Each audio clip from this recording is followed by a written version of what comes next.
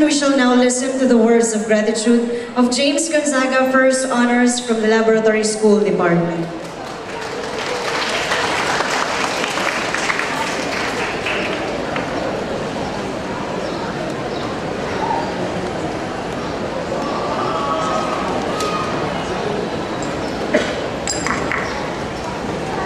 Miss Ethel T. Benjola, our academic officer and in charge of lab school.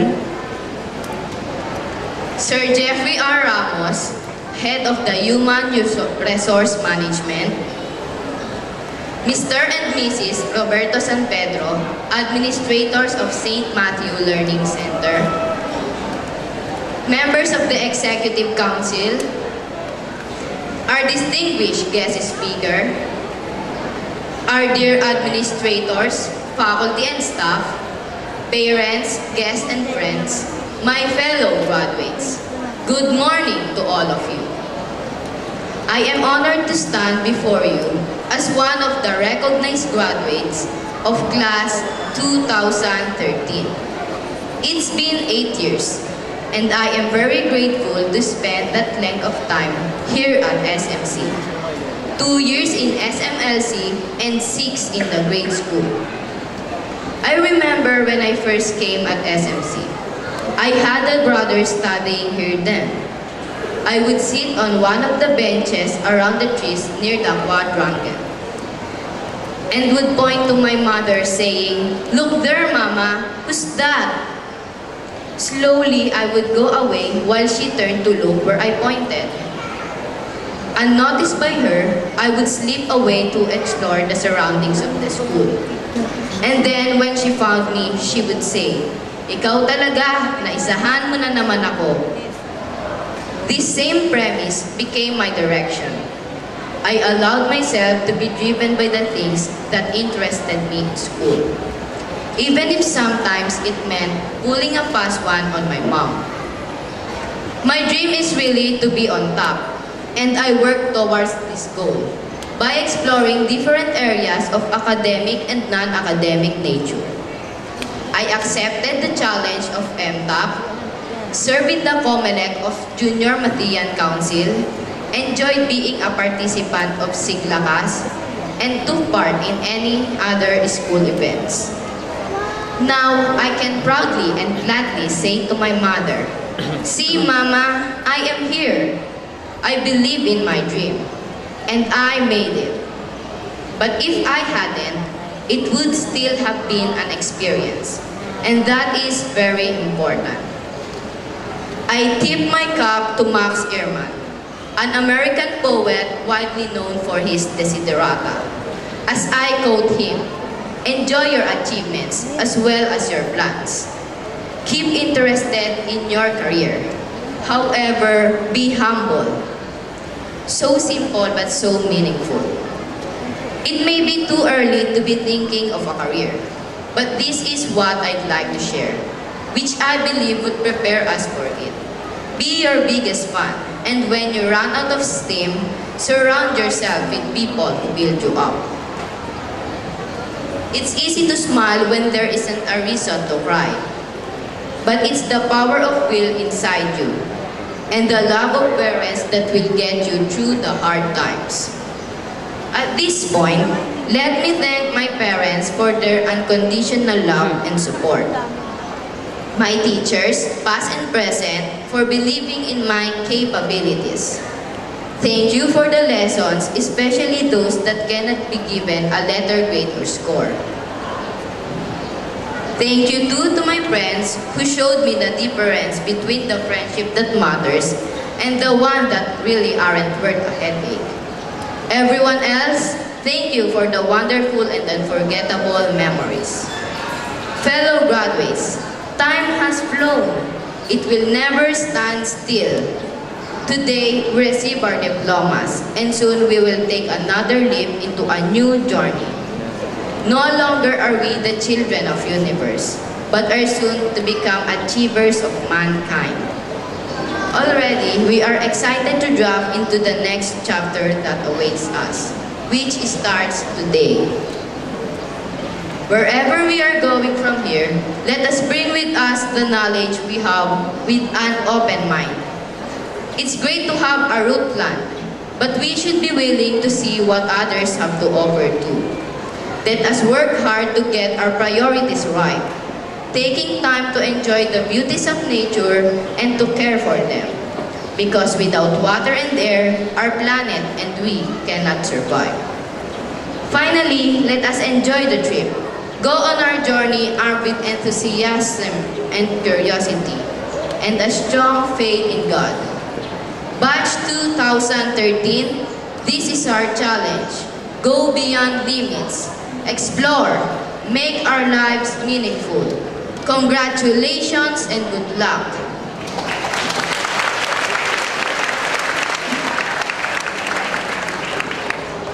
Thank you, James. And now here is Ysabel Nicole Taruc, first honors from the grade school department, who will share how grateful she is having been part of this alma mater.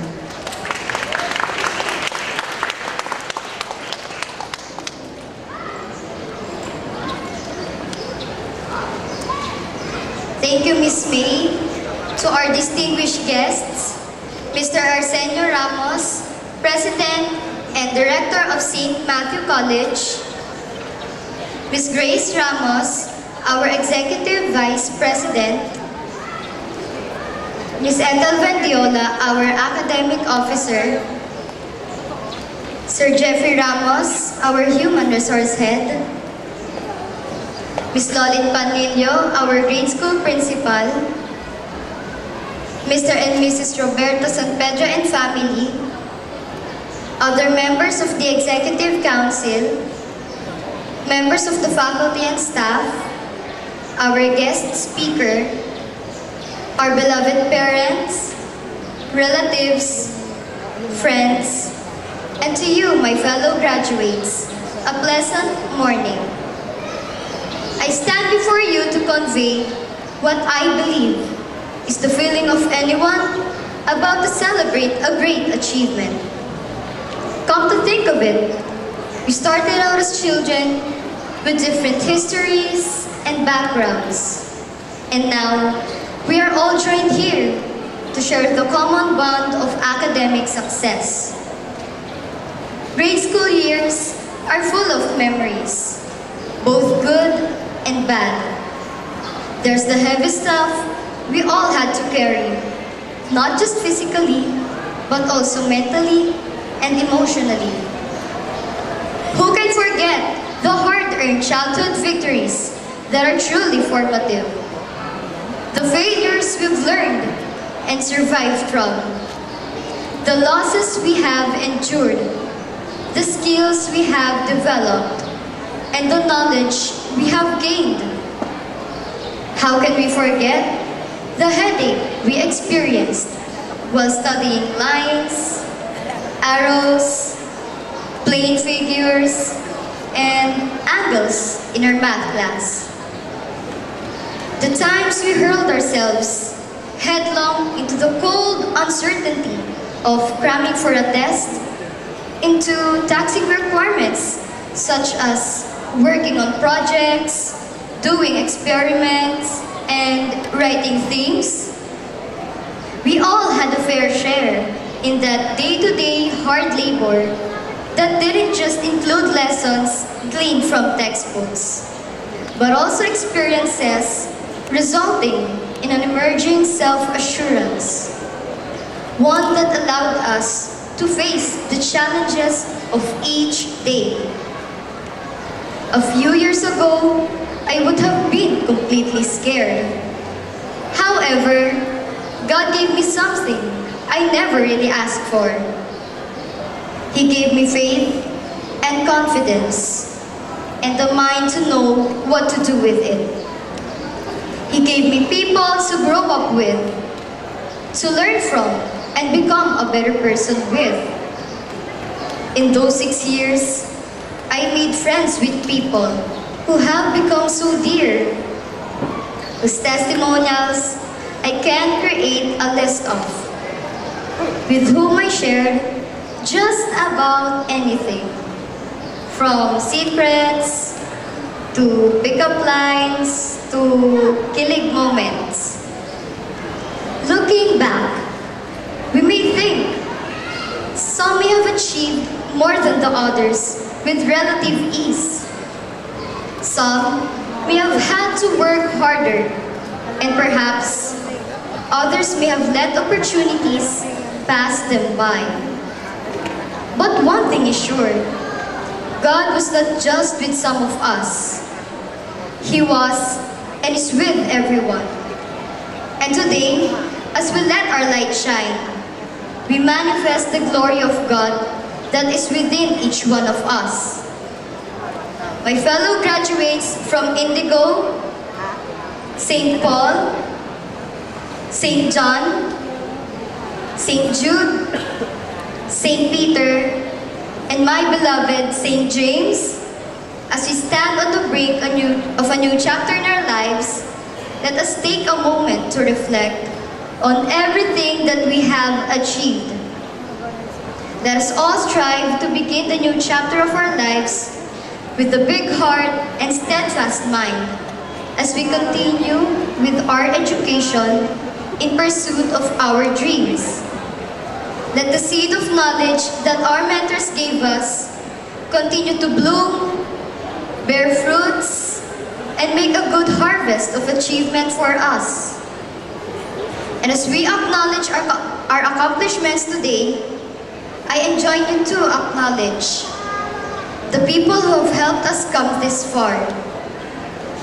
Thank you to our manongs and manangs who has helped us carry our bags during our primary years of school. Thank you for keeping the school in order and clean. Many thanks also to our canteen personnel for preparing our food, and to our kuya guards for keeping us safe. To our kuyas and ates in the service, thank you for fetching us early in the morning and for bringing us back home safely. We thank you not only for doing your job, but also for the memories and the friendship that blossomed. To our beloved, hardworking, and devoted teachers, thank you does not adequately express how we feel. But you know how immensely indebted we are for your guiding and nurturing our hearts and minds. Please accept our heartfelt apology for the times we may have hurt you, for our shortcomings and failures. On a personal note, allow me to extend my deepest gratitude to my advisors, Miss Mildred Andal, Miss Tess Agulio, Miss Raquel Medina, Miss Janet De Mesa, Miss Ted Aguila, Sir Chris Deroy, and my first ever advisor here, Miss Annie Apello. To my math teachers and coaches, Sir Toby Sarandi, and again, Miss Ted Aguila. I will always treasure and value my experiences in the inter-elementary math quiz in UPLB and in the Metrobank MTAP DepEd Math Challenge in Taytay Rizal for 3 consecutive years. Those experiences taught me how perseverance pays off. I realized that if Edison could invent the first light bulb after 100 plus non-workable prototypes, I can make things happen too. It isn't the amount of genius, it is the amount of perseverance. To our dear alma mater, St. Matthew College, thank you for embracing us and for giving us a second home. Wherever we may find ourselves, and whatever challenge we may choose to follow and explore, you will always play a big part of what has shaped our yesterday, of what has become of us today, and of what we can be tomorrow. This honor and success is not ours alone. To all the parents, guardians, lolas and lolas, aunts and uncles, here and abroad. Thank you for supporting us and our education and for your unconditional love and endless guidance. To my father, Engineer Eric Taruc, and my mother, Chris Taruc, thank you for letting me spread my wings. As the wind beneath my wings, you were there through all ups and downs, and you understood and forgave me for my shortfalls. In closing, let me share with you what Mahatma Gandhi once said. Live as if you were to die tomorrow. Learn as if you were to live forever. Sometimes, the wisest words are spoken by those who are just starting to follow their dreams. So let me add to Gandhi's words, let us live each day of our lives to the fullest, daring every challenge and striving to be triumphant. Moreover, let us take action.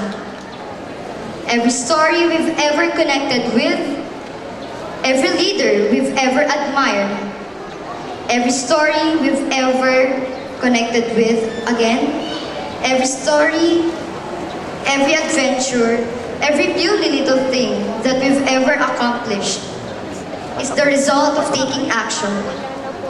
If we believe that down to our core, then it's virtually impossible to doubt ourselves, especially when we're truly acknowledging and believing in our uniqueness. All the same, there's no telling what the future holds for us. Wherever life takes us from here, let us uphold our Matthean upbringing, doing well and being the best we can be, in words and deeds. With God behind and with us, how can we fail? Thank you and congratulations, Batch 2013. God bless us all.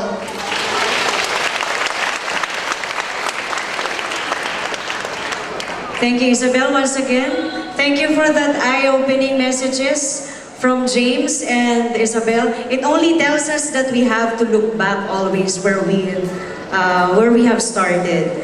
And now, ladies and gentlemen, we shall now listen.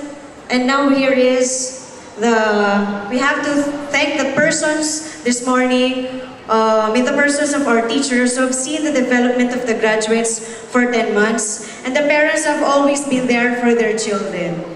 To represent the parents of our graduates this school year is none other than Mrs. Jovelyn Calisura.